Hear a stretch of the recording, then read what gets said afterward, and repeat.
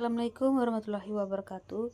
Perkenalkan, nama lengkap saya Walburga Putri Ina dengan NIM 2310420070, kelas A angkatan 23, prodi Pendidikan Ekonomi, mata kuliah Ekonomi Internasional.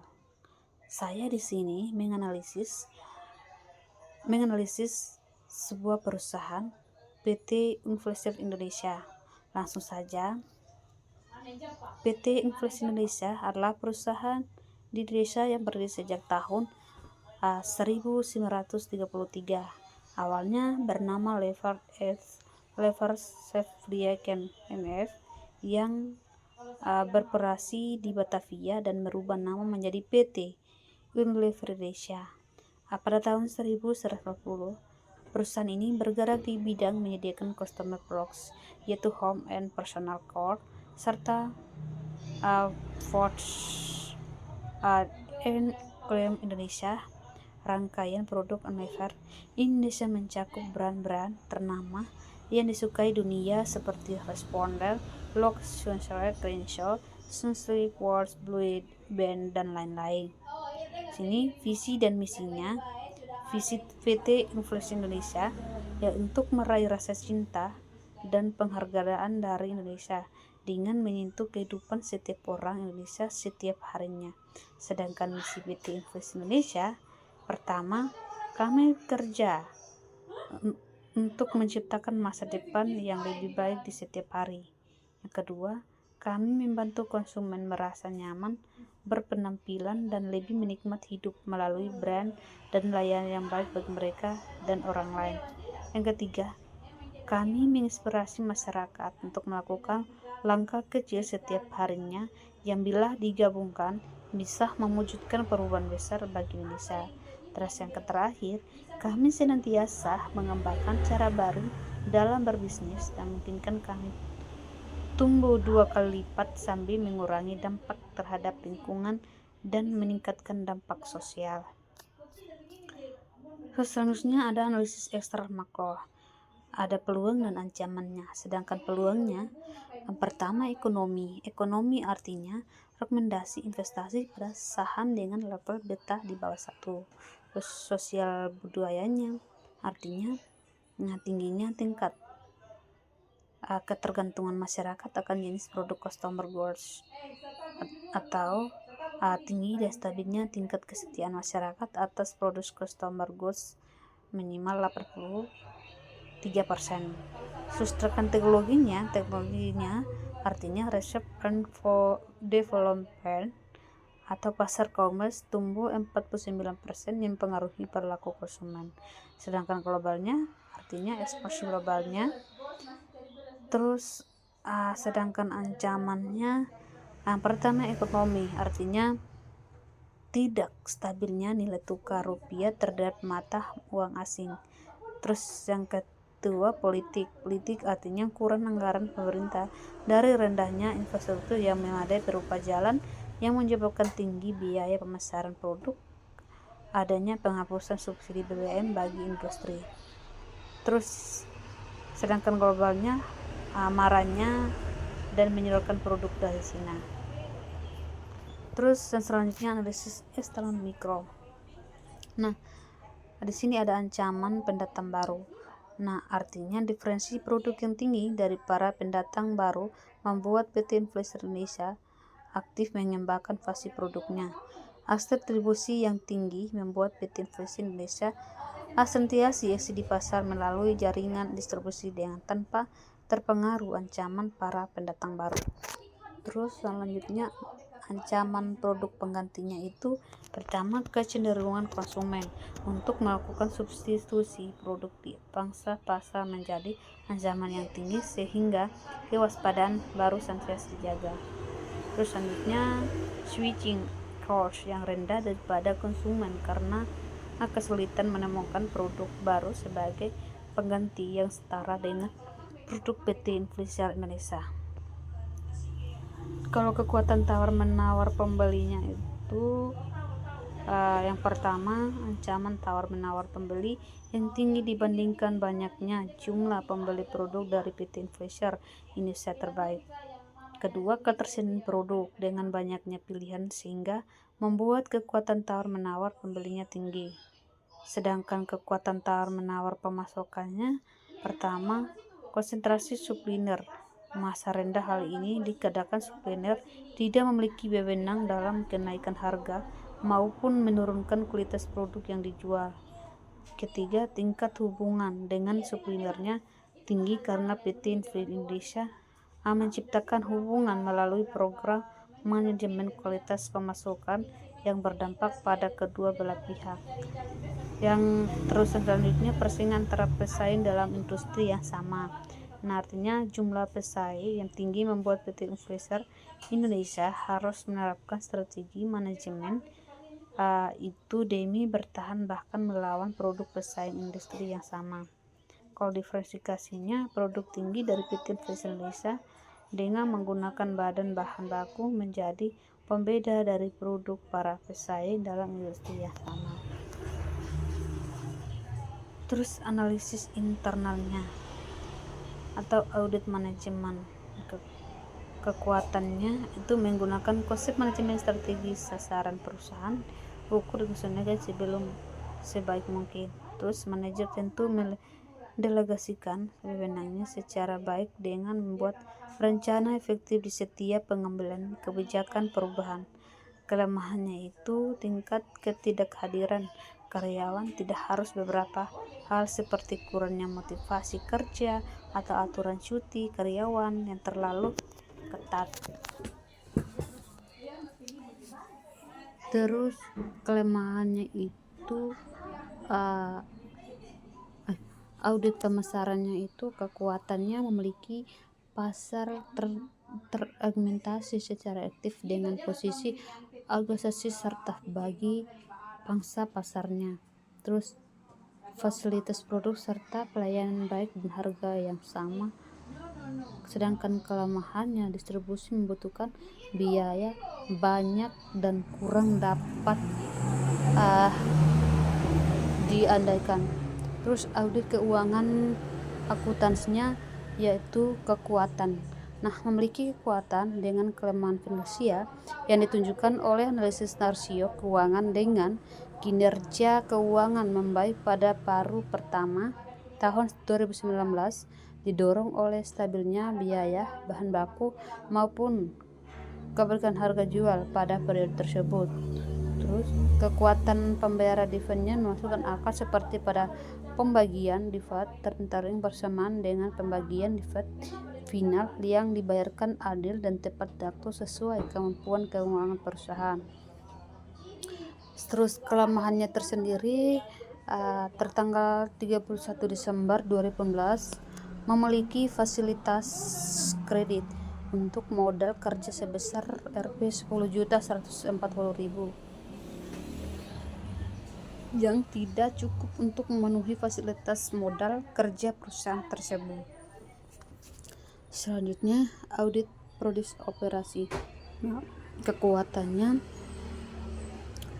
menerapkan program manajemen kualitas dengan tujuan mendorong para pemasok dan menerapkan standar tertinggi bahan bakunya sehingga bisa diandalkan. Contoh pemasokan dari produk kecap Bayong. Terus meningkatkan kompetensi melalui penggunaan program pelatihan dan pembelajaran dengan memaksimalkan semua teknologi yang ada. Terus kelemahannya kebijakan dan prosedur mengendalikan kualitas kurang efektifnya karena tidak semua produk yang dipraktikasinya bisa laku di pangsang pasar.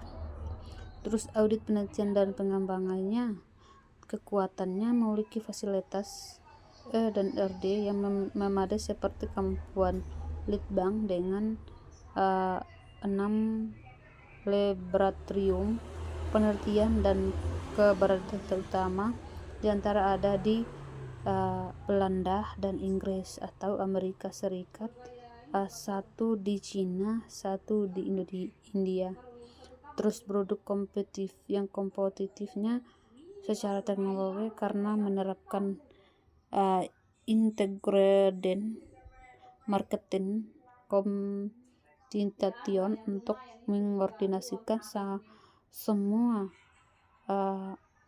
saluran dan komunikasi dalam menyampaikan pesan skor jelas seluruh customer dunia.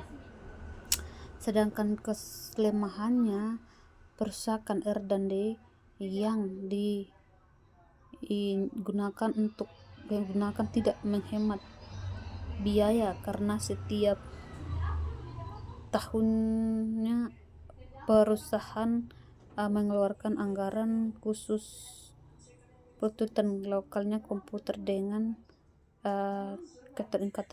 kaitannya SDM teknologi internasional. Terus audit sistem informasi komputernya kekuatannya diawasi oleh steering komputer yang bertemu setiap kuartal untuk melaporkan masalah yang nantinya menjadi pertimbangan khusus pada bidang ini mencakup 3 anggota direksi dan 1 kepala bagian serta informasi. Nah, jika ditunjukkan bagi customer justru akan diberikan kemudahan untuk mengakses data untuk maupun keterangan untuk mencoba perusahaan seperti disediakan. Sedangkan akses yang tentu akan diberikan sandi khusus dengan keterbatasan pengakses. Terus kelemahannya biar yang panjang karena kebijakan sensiasa halamannya kalkulasi internal menjadikan perusahaan tidak bisa begitu saja mengambil keputusan. Baik, selanjutnya analisis SWOT, kondisi internal dan eksternal. Ada pertama strength, yaitu kualitas produk yang baik, presentasi produk yang menarik, pilihan produk yang berprestasi. Sedangkan opportunity yaitu menciptakan teknologi mendukung promosi, pangsa pasar yang luas, loyalitas masyarakat akan produk tinggi. Kalau weekends seiring terjadi keterlambatan pengiriman barang di toko atau store, seiring terjadinya overstock barang atau kelebihan persediaan, harga produk yang relatif dan dibandingkan kompetitor, putrinya banyak pesaing baru dengan pendukung sejenis, harga produk sejenis yang lebih murah, percepatan pesaing dalam pemasukan produk ke toko. Baik, selanjutnya analisis BCG. Nah, PT Influencer Indonesia memiliki divisi kuadrat yang diibaratkan seperti anjing. Report menjadi strategi terbaik dapat dijalankan karena banyak anjing yang menyerupai kembali setelah memasukkan biaya aset besar-besar menjadi bisnis yang mampu bertahan menggunakan. Contoh penerapannya, PT Influencer Indonesia terbaik senantiasa melakukan 4 hal yang tepat memiliki citra baik pada konsumennya, antara lain dalam bidang branding, design, text printing, dan market hunting. Terus yang kedua, PT Influencer Indonesia melalui berbagai brand memiliki kembali membuktikan keunggulan dengan meraih peningkatan dalam Pekan Customer Branding Award 2005 yang diselenggarakan oleh Indonesia Brand Indonesia Summit IBS atau bersama dengan masalah SWA dan Mix. Terus yang selanjutnya, secara umum PT Influencer Indonesia menjadi pemimpin pasar barang customer Indonesia dengan kondisi berbeda untuk memenuhi kategori produk wilayah pemasaran, posisi dok dan tempat oleh produk proyek. Terus selanjutnya ada alternatif strategi. Pada matriks hubungan daya saing, kondisi hubungan menunjukkan bahwa PT Indonesia berada di kuadrat 3 sehingga perlu melakukan strategi alternatif berupa pemenahan dan divestasi terhadap perusahaannya. Nah, seadanya pada matriks growth strategi menunjukkan bahwa PT Influencer Indonesia berada di posisi kuadrat 1. Maka dengan demikian strategi yang akan diambil adalah market development, market penetration, product development, forward integration, backward integration, horizontal integration, dan diversification. Di sini ada strategi pilihannya, langsung saja pada tabel ini. Dia akan membahas dari semuanya, yaitu dari alternatif strategi terpilihnya, dari persyaratan kondisi efektifnya sampai kondisi perusahaannya. Seperti yang tercerah di sini ada produk development strategi. Nah, di mana persyaratan kondisi efektifnya yaitu produk berada pada tahap kedewasaan dari daur hidup produk. Nah, kalau dalam kondisi perusahaannya pasti oke kan. Terus yang instruksi dicirikan dan penggambaran teknologi yang tepat pasti oke. Pesaing penawarannya, kualitasnya, produknya lebih baik pada harga yang bersaing. Dalam kondisi perusahaannya oke juga. Persaingan yang tajam, instruksi yang sudah tumbuh, ya, kemampuan yang kuat di bidang penelitian pelangi. Langsung saja kita menyimpulkan. Jadi dapat disimpulkan bahwa strategi terbaik harus tepat diterapkan PT Investor Indonesia terbaik, yaitu produk development strategi, seperti menaikkan penjualan dengan cara memperbaiki atau memodifikasi produk yang sudah saat ini, melibatkan pengeluaran biaya penelitian pengembangan produk dengan memasarkan berbagai warisan produk yang tersedia. Sekian dan terima kasih. Saya rasa cukup sampai di sini. Assalamualaikum warahmatullahi wabarakatuh. Sekian dan terima kasih.